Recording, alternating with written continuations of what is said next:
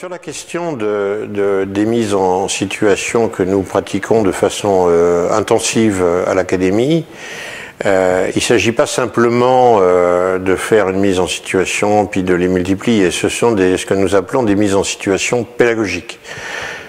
À savoir que chaque participant à tour de rôle devient le coach d'un enseignant sur un thème qui est proposé. Alors, le thème est double, il y a à la fois un contexte, une situation, et il y a un point particulier qu'on va travailler. Chaque mise en situation, le participant a obligation de s'assurer qu'il installe la relation, il nous le contacte, il démarre l'échange, il est en contact avec lui, il accueille l'autre, et une fois que ces conditions sont remplies, il va opérer ce sur quoi on lui demande de travailler, qui peut être l'estime de soi, qui peut être la reconnaissance, qui peut être le sauvetage, qui peut être les positions hautes, les positions basses, c'est-à-dire tout un tas d'éléments qu'on a pu aborder par ailleurs.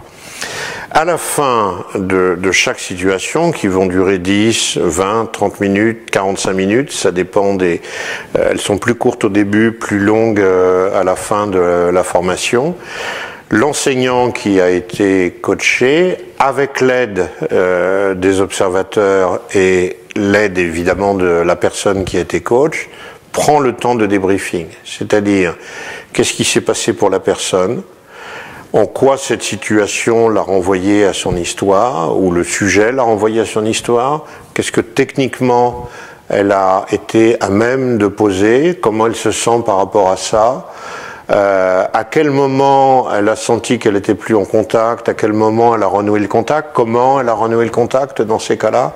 Voilà, donc on a tout un retour très structuré, très confrontant au sens bienveillant du terme, parce que l'objet est que chaque séquence permette aux uns et aux autres de progresser, et non pas de toucher du doigt la difficulté. Celle-ci n'a aucun intérêt dans l'apprentissage.